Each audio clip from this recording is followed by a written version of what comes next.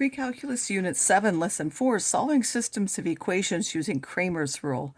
In this lesson, we want to find what's called a determinant of a matrix and then use those determinants to solve a system of equations using Cramer's Rule.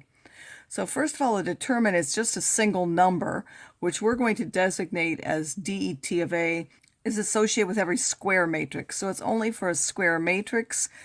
For a 2 by 2 matrix, you multiply the diagonal elements this way and then subtract the diagonal elements multiplied this way. For larger matrices, you take what's called a minor, which if you want the one for the aijth element, you eliminate the row and column for that, and then that's the matrix that left.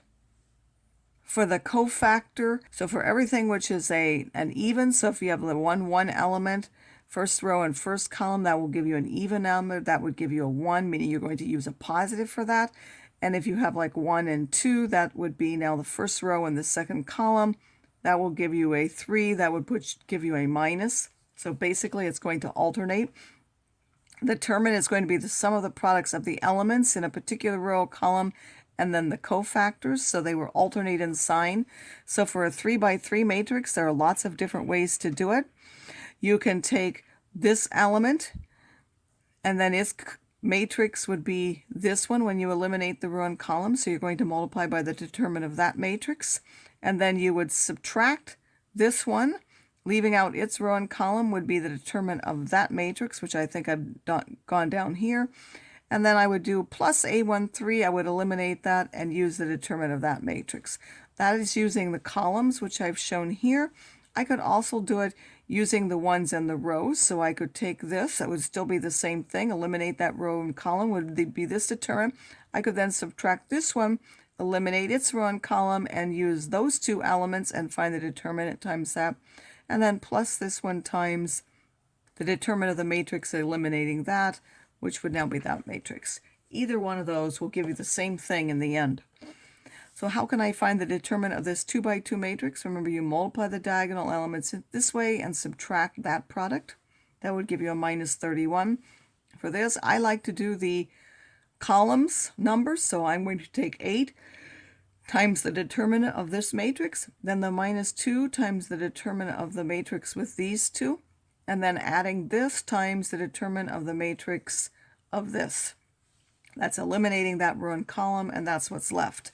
Then the determinant of each 2 by 2, I multiply those and subtract that product, multiply these two and subtract that product, multiply this, subtract those multiplied, will end up giving you 50 when you do all of the calculations. So now, first of all, how can you find those on a graphing calculator? For your Texas Instrument, you go to Matrix. On a Casio, you would choose the matrix from the menu. So for a Texas Instrument, you go to Second Matrix. It gives you different matrices, and you have to put in the dimensions you want. Whatever dimensions, first you would go to Edit, and then you hit Edit. You first change the matrices. So if you want a 3 by 3, you would make it 3 by 3. It gives you the elements.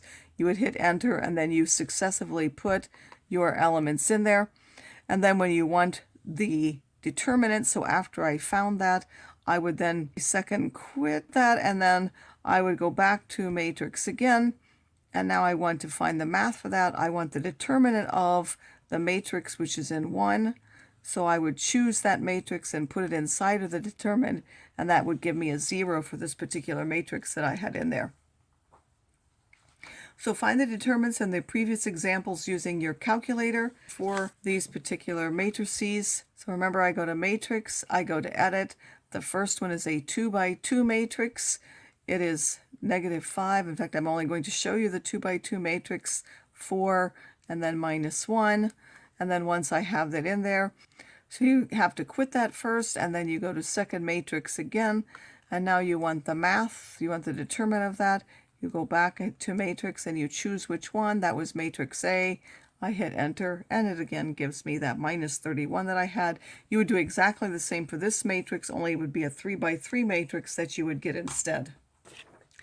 Now, what is Cramer's rule? Cramer's rule that says if you have a system, you take the coefficients on your variables, that's matrix D, And then for each variable you get a coefficient matrix. You take the constants that it's equal to and you replace. Like if you want for x, you replace the ones for x with these constants and find this determinant.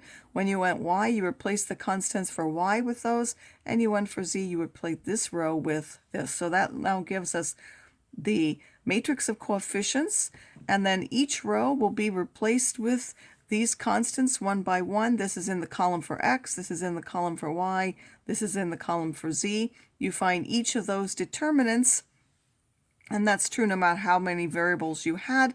And then you simply take, for the x, you did take the determinant for x and divide by d, the determinant of y for divide by d. So whatever variable is, you take the determinant where the constants have replaced that variable and divide by the determinant for the entire matrix of coefficients. So here you have 4x plus 3y equals minus 7 and 2x plus 3y equals minus 11. Our main matrix comes from those coefficients, 4, 2, 3, and 3. We could find the determinant of that easily. 12 minus 6 is 6.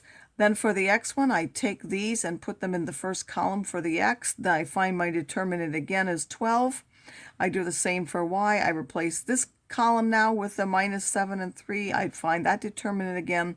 And now how do I find the x variable? I take 12 and divide by 6, and I take minus 30 and divide by 6, which would give me the solution. You can always check. That would be 8 minus 15 is minus 7, and then 4 minus 15 is minus 11.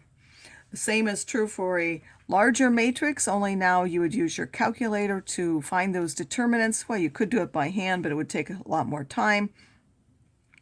Again, you take 1, 1, 1, 2, minus 1, 3, 4, 2, minus 1. That is your main matrix. And then you replace this column with this for A. You replace the second column with these for Y. And you replace the third column with these for Z, because that's the order that our variables were in. Once you find those, you take each one of those determinants and you divide by the one for the main one to get you the values of the variables.